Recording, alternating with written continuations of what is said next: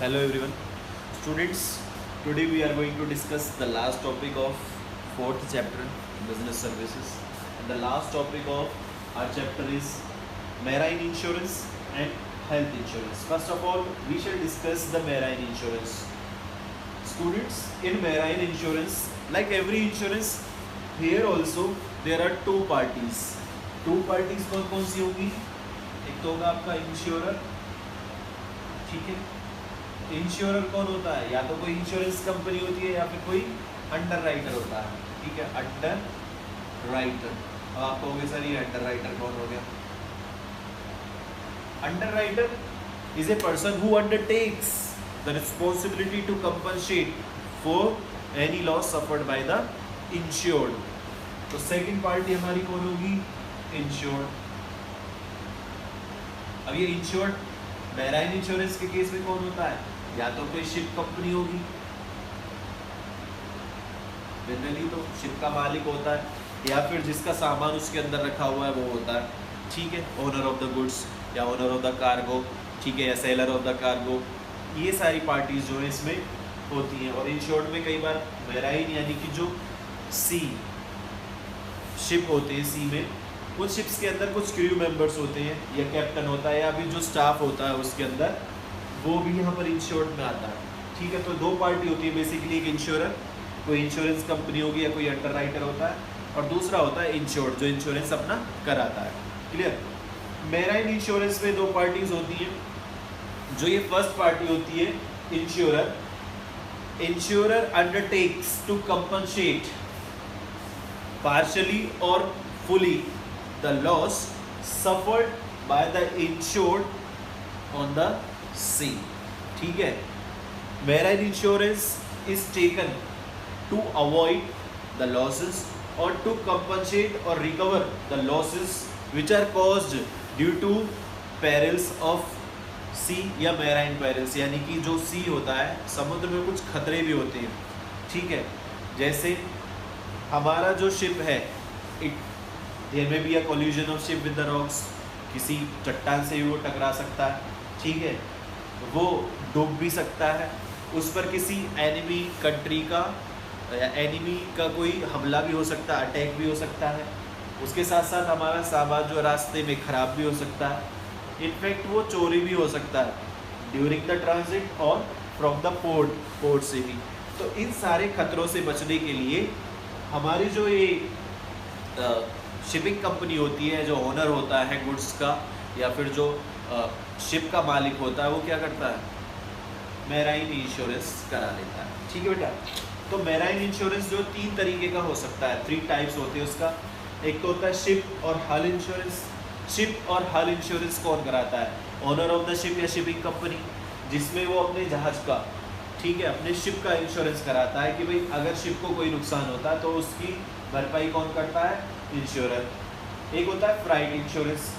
Freight insurance, freight का मतलब होता है एक तरीके से भाड़ा, ठीक है।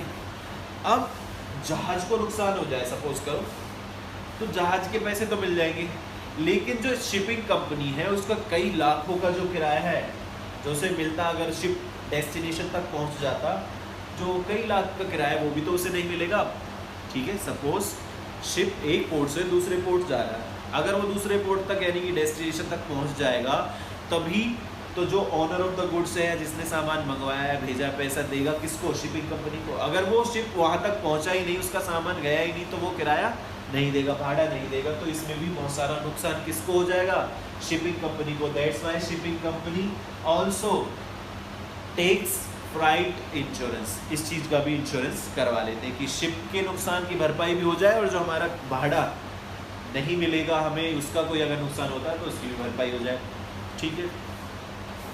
नेक्स्ट जो इसका पार्ट है वो है कार्गो इंश्योरेंस। अब कार्गो इंश्योरेंस क्या हो गया? भाई आपने तो अपना भाड़ा देख लिया, अपना शिप भी देख लिया, अब शिप के अंदर जो सामान रखा हुआ है उसका क्या? शिप के अंदर जो सामान है वो किसका है?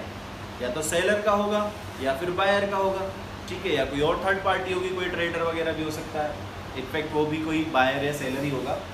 तो कार्गो इंश्योरेंस में क्या होगा कि जो गुड्स उसके अंदर रखे हैं, जो ट्रांजिट किए जा रहे हैं, उनका भी इंश्योरेंस कराया जाता है, ठीक है। कि सामान अगर ख़राब हो जाए, रास्ते में ही जहाज़ ही डूब जाए, तो जहाज़ भी गया, किराया भी गया और सामान भी गया। तो कार्गो का भी इंश्योरेंस, कार्गो मतलब गुड्स इन द ट्रांजिट या शिप में जो भी हम शिपमेंट कर रहे हैं गुड्स का, उसे बोलेंगे कार्गो, ठीक है, जो कंसाइनमेंट होता है। तो इन तीनों चीज़ों का इंश्योरेंस करवाया जाता है। अगर हम बात करें एलिमेंट्स ऑफ इंश्योरेंस की, तो एलिमेंट्स ऑफ मेराइन इंश्योरेंस एक तो इंडेमिनिटी है, इंडेमिनिफाई करना पड़ता है, पूरे लॉस की भरपाई करनी पड़ती है, ठीक है।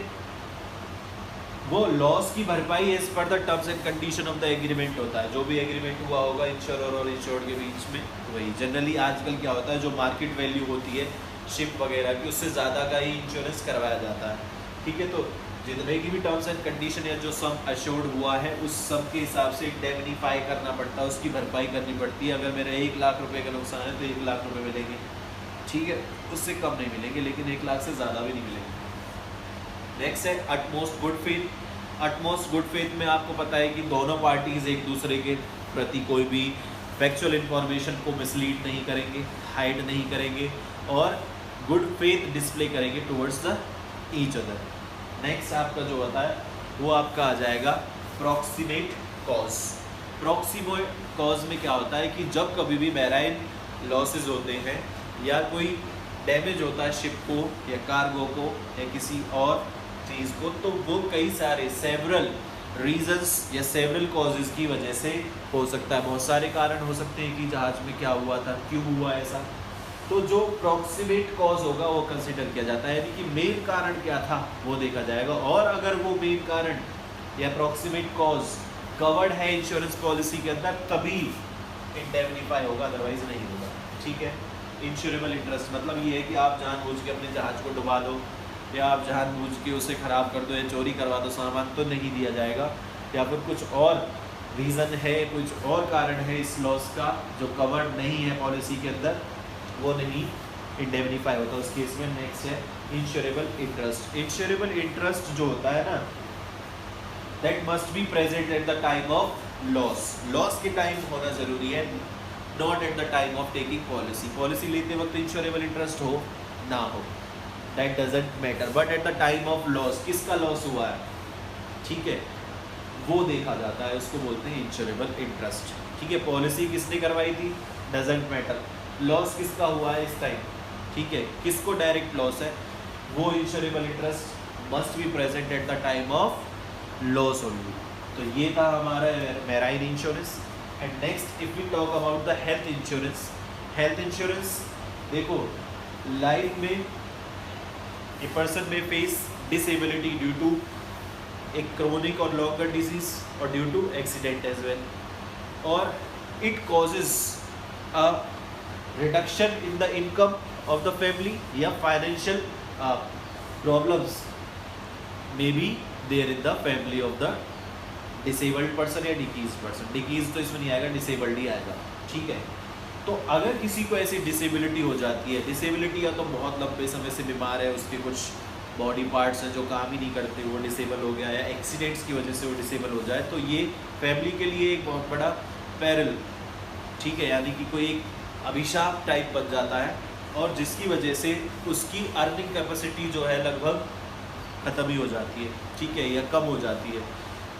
तो अर्निंग कैपेसिटी कम होने की वजह से जो फैमिली है उसको फाइनेंशियल क्राइसिस से गुजरना पड़ता है, ठीक है। तो इस फाइनेंशियल क्राइसिस को अवॉइड करने के लिए जो हमारे हॉस्पिटलाइजेशन चार्जेस होते हैं या फिर जो हमारे नर्सिंग होम चार्जेस होते हैं, उनको कम करने के लिए या उनका जो रिस्क है उसको कम करने के लिए लोग मेडिकल इंश्योरेंस करा लेते हैं, ठीक है।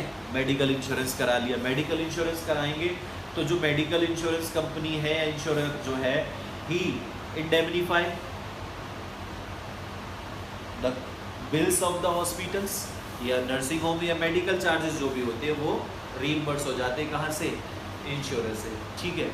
लेकिन इंडिया में जो हेल्थ इंश्योरेंस है ये सिर्फ एक मेडिक्लेम टाइप है। मेडिक्लेम का मतलब ये हुआ कि जितना आपका हॉस्पिटल का खर्चा हुआ, जो भी उस चीज़ में, जो भी उस पॉलिसी में कवर्ड है, वो इंश्योरेंस कंपनी आपको पे कर देती है। सपोज़ करो आपका हॉस्पिटल में आपने कोई सर्जरी करवाई और सर्जरी 4 लाख रुपए की हुई, वो सर्जरी कवर थी इंश्योरेंस के अंदर, तो 4 लाख रुपए आपको इंश्योरेंस कंपनी दे देगी, या फिर आपके बिहाफ पर आपका जो बिल 4 लाख रुपए का बना है वो इंश्योरेंस कंपनी पे कर देती है, ठीक है।